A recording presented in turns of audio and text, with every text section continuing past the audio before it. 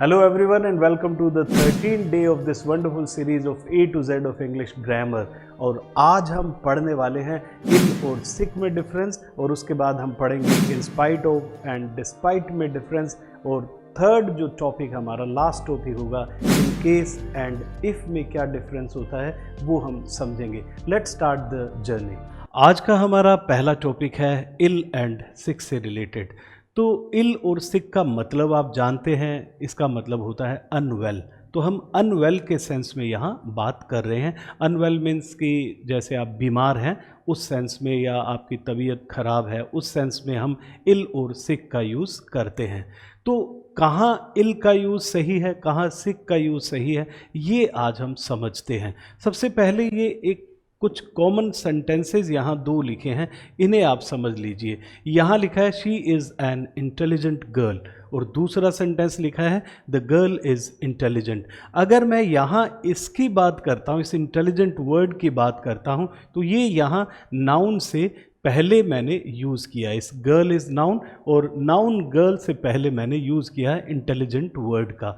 तो हम ये एडजेक्टिव है, सबसे बड़ी बात तो ये एडजेक्टिव है, और ये एडजेक्टिव जो है ये एडजेक्टिव है एट्रीब्यूटिव एडजेक्टिव। एट्रीब्यूटिव एडजेक्टिव कब हुआ? जब वो नाउन से पहले आ रहा है। अगर मैं यहाँ इंटेलिजेंट वर्ड की बात करता हूँ, यहाँ भी गर्ल के बारे में ही बताया गया है, और आपको ये तो पता ही है कि एडजेक्टिव क्या होता है। एडजेक्टिव वो वर्ड होता है जो नाउन या प्रोनाउन के बारे में और अधिक जानकारी देता है। तो यहाँ इंटेलिजेंट वर्ड भी एडजेक्टिव है, लेकिन यहाँ ये एडजेक्टिव जो यूज़ हुआ है वो प्रेडिकेटिवली यूज़ हुआ है, मतलब कि वो नाउन से पहले यूज़ नहीं हुआ, वो यहाँ इस वर्ब के बाद में यूज़ हुआ है। तो आप इस एडजेक्टिव के यूज़ को समझ लीजिए, एक एट्रीब्यूटिव एडजेक्टिव है और दूसरा आपका प्रेडिकेटिव एडजेक्टिव है। तो ये जो नाउन से पहले यूज़ हुआ है ये एट्रीब्यूटिव एडजेक्टिव है, और ये यहाँ प्रेडिकेटिव एडजेक्टिव है।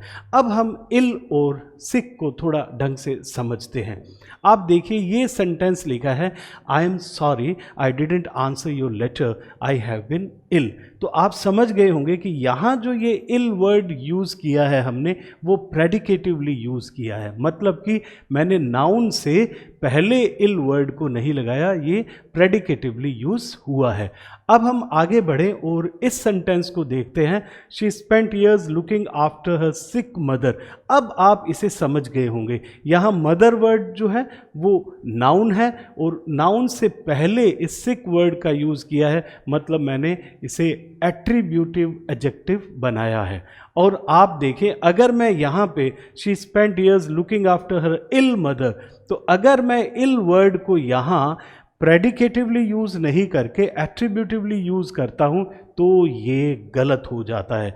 तो कहने का मतलब क्या है कि इल वर्ड को अनवेल के सेंस में मैं कभी भी जस्ट नाउन से पहले नहीं लगा सकता। ऐसा करने से मेरा सेंटेंस गलत हो जाएगा। तो आप देखें जिस तरीके से ये लिखा है she spent years looking after her ill mother, ये सेंटेंस गलत है। क्यों गलत है?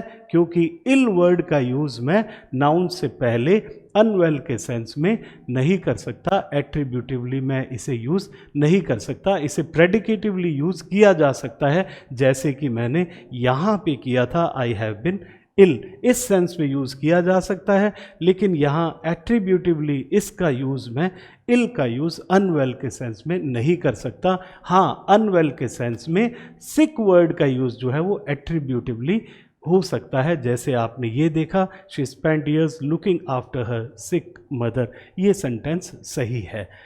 आई होप आपको ये इल और सिक का कहाँ प्लेसमेंट रखना है वो समझ आया होगा।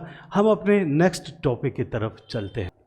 आज का हमारा दूसरा टॉपिक है in spite of and despite. तो इन दोनों वर्ड्स के डिफरेंस को हम समझते हैं कुछ पिक्चर्स एंड सेंटेंस स्ट्रक्चर्स के थ्रू। आप देखिए ये आप देख रहे हैं कुछ रेन का सीन है यहाँ, और मैं एक सेंटेंस बोलता हूँ it was raining, it was raining. और अगर मैं यहाँ पे दूसरी स्लाइड देखता हूँ, यहाँ लिखा है शी वेंट आउट। जनरली क्या होता है कि बारिश हो रही होती है तो हम थोड़ा घर में रहते हैं कि भीग ना जाएं, लेकिन इन दो सेंटेंसेस को हम देखते हैं, it was raining she went out, means it was raining but she went out. दोनों ही जो कंडीशंस है, दोनों ही सिचुएशंस है वो अपोजिट है, कि बारिश में जनरली हम घर रहते हैं ताकि भीग ना जाएं, लेकिन यहाँ दोनों ही कंडीशंस क्या है, अपोजिट है। It was raining but she went out, मतलब कि बारिश के बावजूद भी वो बाहर गई। तो दो अपोजिट जो कंट्रास्टिंग जो सेंटेंसेस होते हैं उनको हम क्या कर रहे हैं, जोड़ रहे हैं। और किस तरीके से जोड़ेंगे, हम यूज़ करेंगे इसमें इन स्पाइट ऑफ। तो दो अगर हमारे अपोजिट सिचुएशंस हैं उनको अगर हम कनेक्ट करते हैं तो हमने कनेक्ट किया इन स्पाइट ऑफ से। और आप देखें, she went out in spite of the rain, मैं कह सकता हूँ कि बारिश के बावजूद भी वो वहाँ गई। तो इन स्पाइट ऑफ का मतलब जो है वो आप समझ गए होंगे। तो हम जब दो अपोजिट सेंटेंसेस को कनेक्ट करते हैं तो वो किससे किया, हमने इन स्पाइट ऑफ से किया। और ये बात आपको यहाँ समझ आ गई है। अब हम आगे बढ़ें तो हम देखते हैं ये सेंटेंस अगर इसी तरीके से मैं लिख दूं, she went out despite of the rain, तो यहाँ जो गलती है वो क्या है कि डिस्पाइट वर्ड मैं यूज़ तो कर सकता हूँ, लेकिन ये डिस्पाइट के बाद ओव लगाना गलत हो जाता है। इन स्पाइट ओव को मैं डिस्पाइट लिख सकता हूँ, लेकिन डिस्पाइट के बाद ओव लगाना गलत होगा। और ऐसा ही क्वेश्चन जो है वो आपसे कम्पिटिटिव एग्जाम में पूछा जाता है। तो इसका सही फॉर्म क्या है, इसकी सही फॉर्म है ये, she went out despite the rain. तो अब देखो यहाँ से ओव जो है वो हटा दिया गया है और सेंटेंस बिल्कुल अब सही है।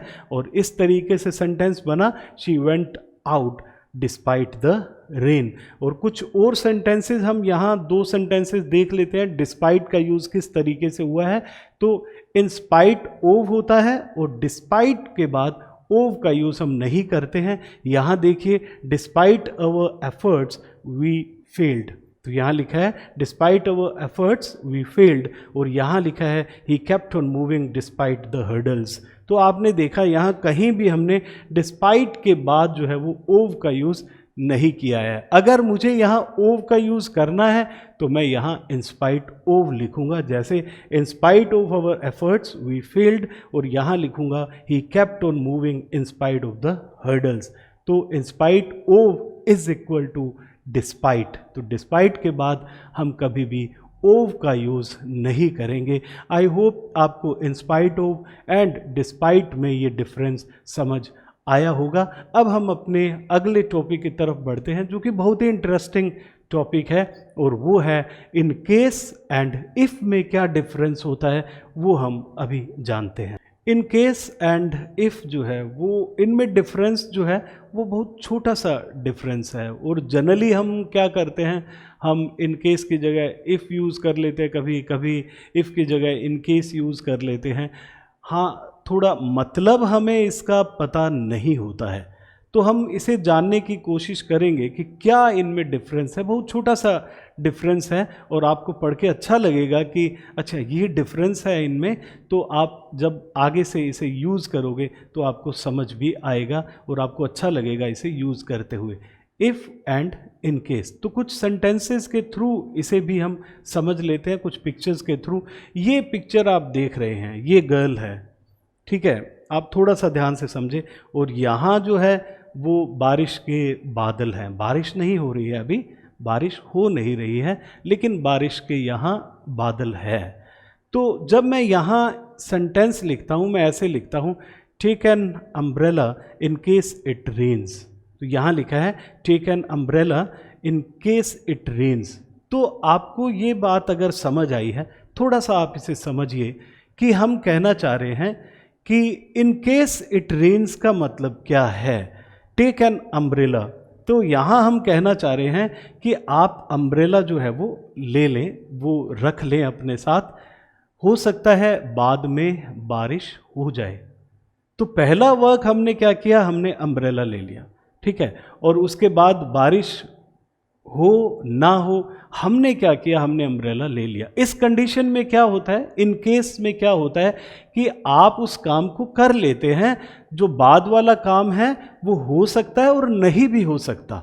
देखिए इस तरीके से कि आप मान लो कि थोड़े बारिश के बादल नज़र आ रहे हैं, तो मान लीजिए मैं आपको बोलता हूँ कि take an umbrella in case it rains, तो आपको मैं कहता हूँ, एक सलाह होती है कि आप जो है वो अम्ब्रेला जो है अपने साथ रख लीजिए, क्या पता बारिश हो जाए। इट माइट रेन लेटर, वो बाद में बारिश हो सकती है, ना भी हो तो भी आप क्या कर रहे हो, रख रहे हो। तो दोनों ही कंडीशंस में आप क्या कर रहे हो, अपने साथ अम्ब्रेला रख रहे हो, ताकि आपको अगर कोई प्रॉब्लम आए तो आपके पास छाता हो, नहीं होगी तो कोई बात नहीं। लेकिन जब मैं ये सेंटेंस बोलता हूँ take an umbrella if it rains, तो यहाँ क्या कहना चाहता हूँ, इफ इट रेन्स, अगर बारिश होती है तभी लेना है, अदरवाइज नहीं लेना। तो यहाँ ये एक्शन होगा तभी आपको ये एक्शन करना है।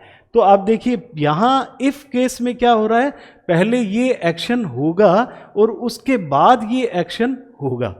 तो मान लीजिए ये ए एक्शन है और ये बी एक्शन है, तो यहाँ पे क्या हो रहा है, पहले ये एक्शन होगा और उसके बाद जो है वो ये एक्शन होगा। तो यहाँ कह रहे हैं take an umbrella if it rains, अगर बारिश होती है तो ले लेना, बारिश होती है तो ले लेना, ठीक है, नहीं तो आपको नहीं लेना है। अब देखिए यहाँ ये एक्शन पहले हुआ है, ये एक्शन बाद में हुआ है, लेकिन यहाँ क्या हो रहा है, मान लीजिए ये ए है एंड दिस बी, यहाँ ये एक्शन इन केस में ये एक्शन पहले होता है कि आप अम्ब्रेला तो रख लीजिए, बारिश हो या ना हो, तो बाद में इसके चांसेस होते हैं, हो भी सकती है और नहीं भी हो सकती, ये एक्शन हमारा पहले होता है। तो आप इन केस का मतलब आप समझ गए, कोई भी काम हम कर लें, बाद में कुछ हो या ना हो कोई फ़र्क नहीं पड़ता। लेकिन इफ़ के केस में क्या होता है कि हम कहते हैं कि take an umbrella if it rains, कि अगर बारिश होगी तो ही हमें वो अम्ब्रेला लेना है, अदरवाइज जो है वो नहीं लेना। यहाँ दोनों ही कंडीशन में ये अम्ब्रेला हमें ले लेना है। ये कुछ ये सेंटेंसेस को हम समझ लेते हैं। लेट्स बाय अ बोतल of cold drink in case Raghav comes.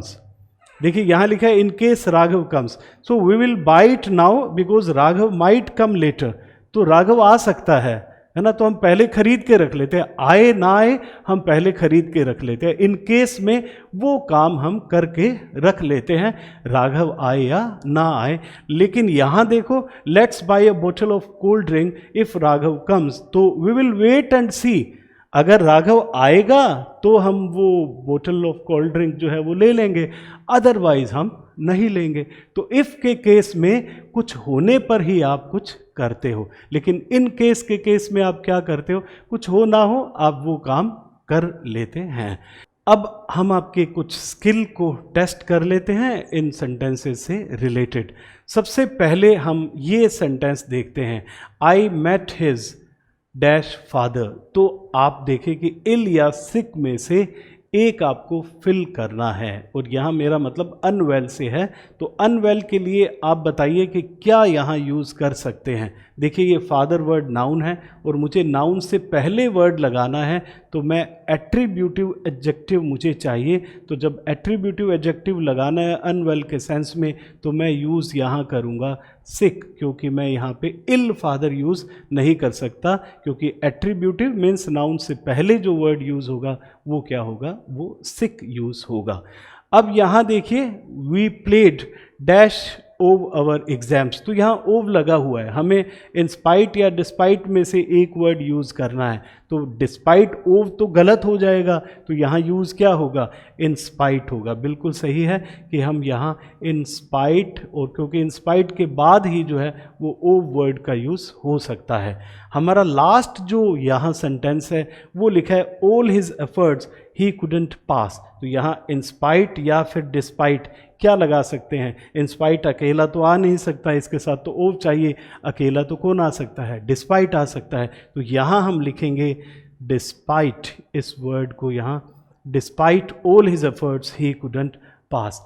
I hope आपको ये तीनों ही स्ट्रक्चर्स बहुत अच्छे से समझ आए होंगे और आपकी बेसिक ग्रामर को इम्प्रूव करने के लिए और कम्पिटिटिव एग्ज़ाम्स की तैयारी के लिए बहुत हेल्पफुल होने वाले हैं। Thank you very much and have a wonderful day.